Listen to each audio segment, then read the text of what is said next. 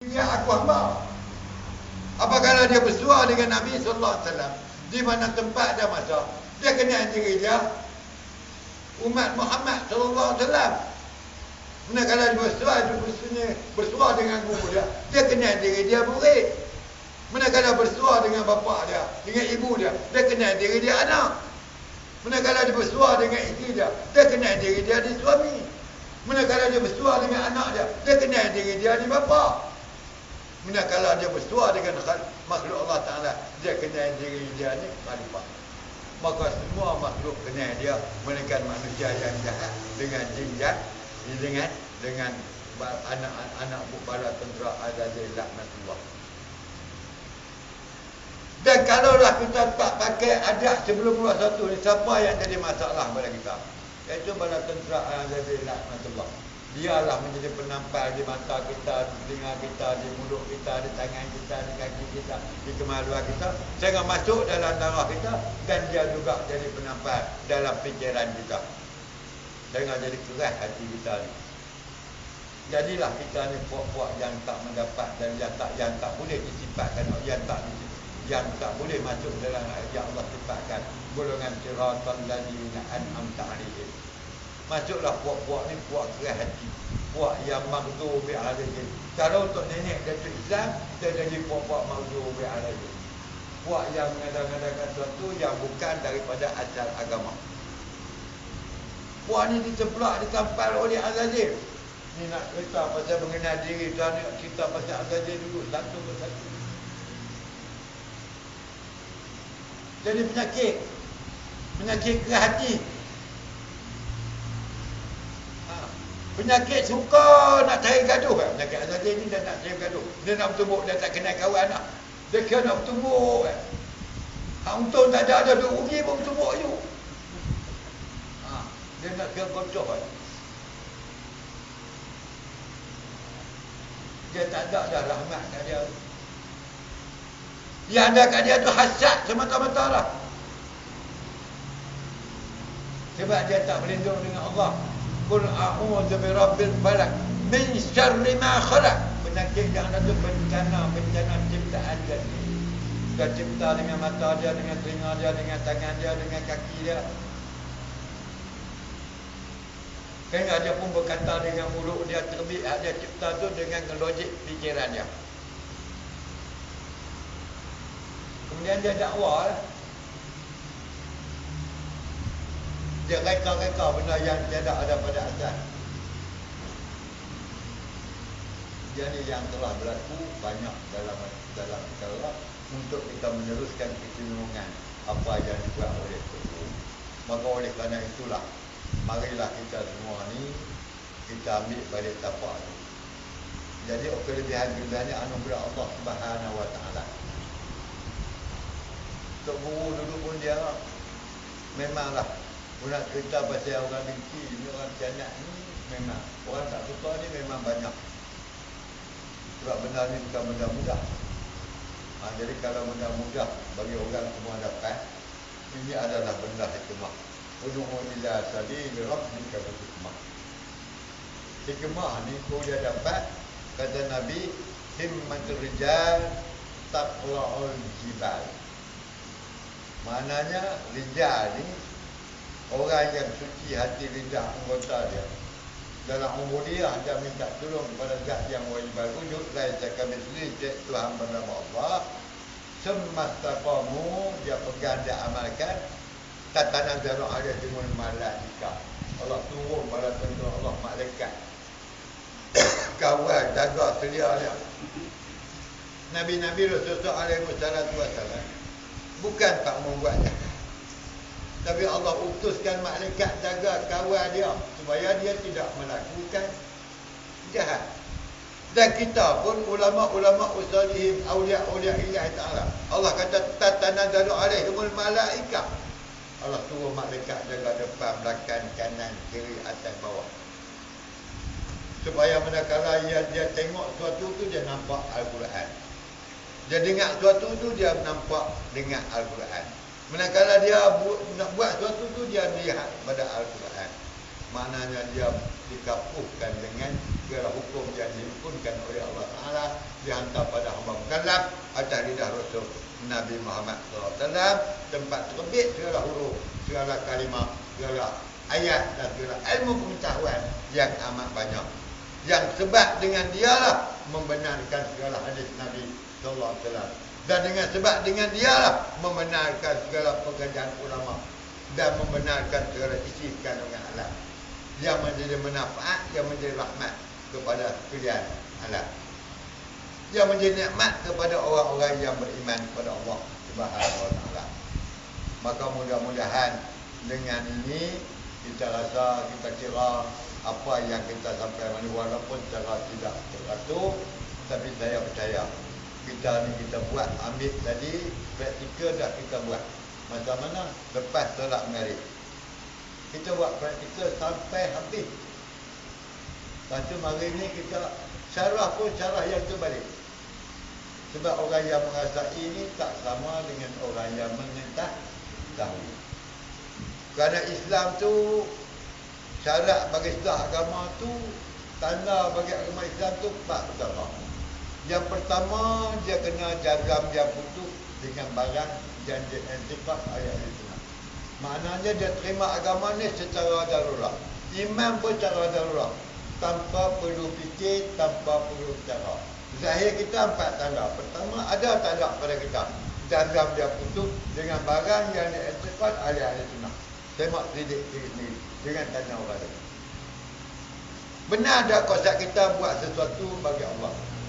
Macam mana firman Allah, "Faman kana yarju liqa'a rabbih falyamal amalan shalihan wa la yusyrik bi ibadati rabbih ahada." Tunai tak janji kita? Masa kita di alam ruh, kita berkata kepada Allah, "Alastu bi rabbikum." Kita semuanya jawab, "Qalu bala." Syahidlah. Tunai tak manakala kita berhadapan dengan Allah, kita mengaku aku hamba. Manakala kita berhadapan, kita dah mengaku pada alam roh. Dan hari ni pasal apa kita nak debat semula? Nak fikir semula? Nak berbahas semula? Mereka kita tak ada tujuan mereka mengubah-ubahkan ayat-ayat Allah Subhanahu wa taala.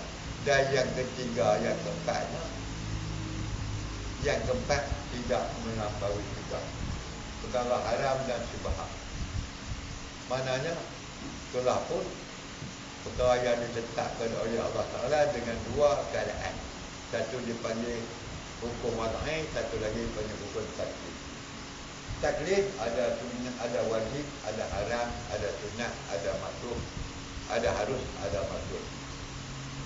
Dan kita pula ada hukum wad'i. Ada sebab, ada syarat, ada sah, ada manik, ada batal. Sebelum kami mulakan sesuatu, kita kena membezakan. Dan insyaAllah, kalau sesuatu kita tahu asal dari mana, di mana dan ke mana, maka tidak berlaku perkara syubhat. Berlaku syubhat kerana kita tak boleh menentukan hukum. Sesuatu yang tak boleh menentukan hukum dipanggil syubhat. Sesuatu yang telah ditetapkan haram, tetapnya haram. Sesuatu yang dinyatakan halal, halal benda tu tak akan jadi haram. Kerana hukum adalah ketentuan bagi Allah Subhanahu wa taala. Sesuatu yang kita tidak boleh menetapkan hukum dengan sebab hukum taklifi dan hukum lain, maka jadi syubhat lah. Yang tu yang jadi syubhat. Kerana kita tak boleh menetapkan hukum sebelum kita mengambil sesuatu atau kita memulakan sesuatu. Kalau kita mula satu, kita tak boleh menentukan dengan amalan aku ni, maka jawab dia batal lah. Kalau kita tak mula suatu kan amalan aku ni fardu, maka jawab dia sunat pun tak tentu. Kalau kita kena menentu hukum amalan aku ni sunat ke fardu, kena mula sah ke batal, kita kena tentu daripada mengikut keadaan yang telah ditentukan oleh hukum yang dipanggil qawaid syariah dan itu qawaid syariah. Dan sebelum kita memulakan sesuatu, jadi insyaAllah kalau itu semua kita buat, maka kita percaya bahawa 5 perkara yang kita tegak itu dan 5 perkara yang itu yang kita lazim dan 5 perkara yang kita tolak, insyaAllah kita terpedaya, kita dapat 500 ke hadapan. capai pada matlamat kita dalam masa yang singkat, macam mana hadarah yang kita baca tadi. InsyaAllah kita sama-sama lah hadarah ni Tunggu kita dah beritahu kat kita. Dan bagi orang yang ahli pada babnya, dia tak akan bincang panjang-panjang tentang hadarah. Kita pun tak baca selalu hadarah ni. Kalau kita mula pada malam ni, Abuya mula dulu pun pada malam yang kita buat hari memperingati hadarah terburuk. Kalau hari memperingati kita dapat pelajaran hari Tok Syekh Ahmad buat Ahmad orang Adik, kita akan buat.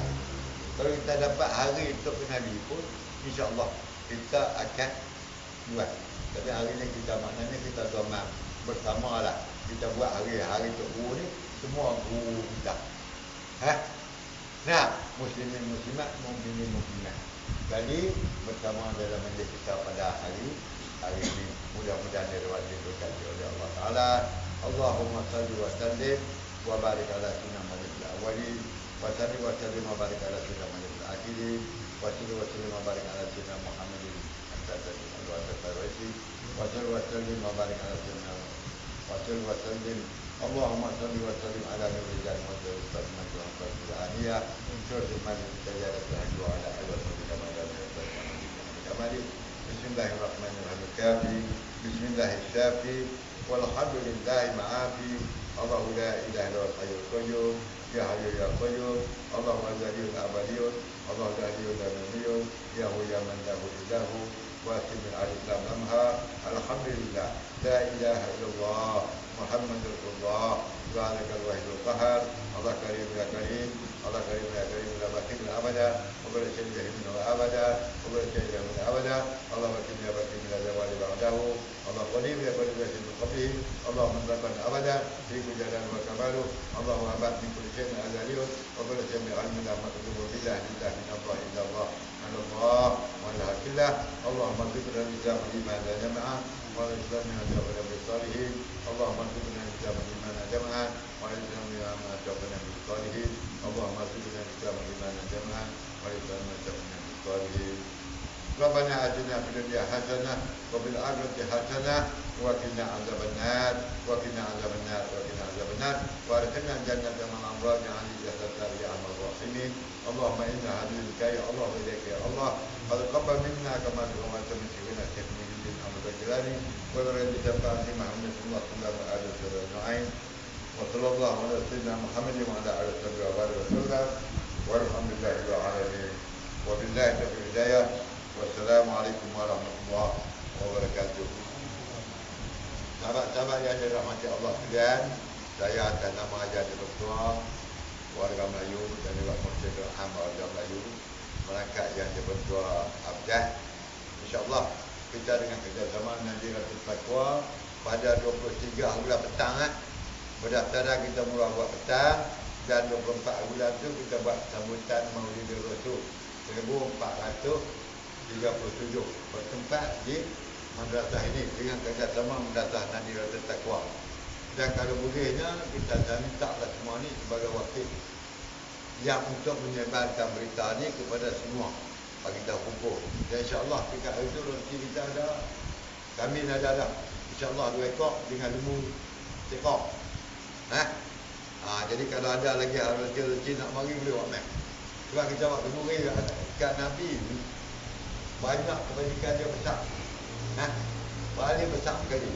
Sehingga Nabi rasa gembira dengan turunnya ayat inna a'tainakal kautsar fasalli li rabbika wanhar inna syani'aka huwal abtar. Mana kurban kat Nabi kerana meraihkan orang yang diraihkan oleh Allah Subhanahu Wa Taala ni satu-satunya amat besar kebajikan dari Allah Subhanahu Wa Taala. Jadi kalau kita nak buat kifarah kan, nak buat akikah kan, mana sempurna dengan ini kita dapat meraihkan Nabi kita Muhammad sallallahu alaihi wasallam. Boleh kita kumpul buat mari sini. Serahkan Allah. Abang mana nak buat kenduri dengan berkat tu, minta Allah gugurkan segala perkara yang bersekongkol dengan makhluk Allah Taala. Maknanya yang bersekongkol supaya taubat kita diterima oleh Allah Subhanahu Wa Taala. Kerana taubat kita tak akan diangkat oleh Allah selagi kita tak menyelesaikan masalah kita yang kita tak tahu Kita ni manusia tak sunyi daripada salah dan silap kita dengan makhluk. Jadi untuk ruang tu kita boleh dapat kufara. Bagi menggantikan menggantikan perkara yang paling besar kali salah manusia apa dia? Apa dia paling besar kali? Syirik itu bukan salah. Syirik tak salah lah. Syirik itu atas pada salah lah. Dia salah hari cerita salah. Syirik dia tak boleh dah. Dia kena kembali dengan dua kalimah syahadah. Dia tak boleh dengan taubat lah. Tapi yang kita kira salah, salah ni tentang pertimbangan rasa. Utama sekali tentang kasih sayang. Kadang-kadang tu kasih sayang kat pak dengan isteri tu lebih kat bini daripada pak. Penyakit kat tu. Itu salah. Kasih sayang dekat Rasul dengan Allah tu lebih kat Rasul kat anak dengan Tuhan. Salah lah. Tentang pertimbangan kita. Banyaklah. Salah-salah ni lah yang menyebabkan kita ni tak terangkat doa kita. Dan memang tak sunyi lah. Banyak orang salah dengan silap ni. Syirik ni tak ada buat kira dah. Kena ngucap lain lah itu. Wasadu ila maghfiratan min rabbikum. Takut hak syirik tadi. Wa anibu ila rabbikum wa aslimu. Kena masuk Islam lagi. Itu. Kita cara lah apa? Mengenai Tuhan nama Allah ada cara lepas tu kan? Jadi innal ladzina qalu rabbuna Allah. Ni kita innal ladzina qalu rabbuna Allah summa istaqamu tatanazzalu alaihim malaikah alla takhafu wa la tahzanu wa basyiru bil jannati allati tu'adun. Kita nak cerita kata dia dikhabarkan kepadanya dengan rezeki yang melimpah ruah. Banyak tak takut, tak duka cita. Boleh dapat manakala bersuah. Ni harapan tuku ni. Kurun ni di dalam putah kita kata tuku. Jadi nak sampai masa bila? Nak tak nak bila mana bersuah kemakmuran? Nak tak nak bila mana bersuah kesenangan?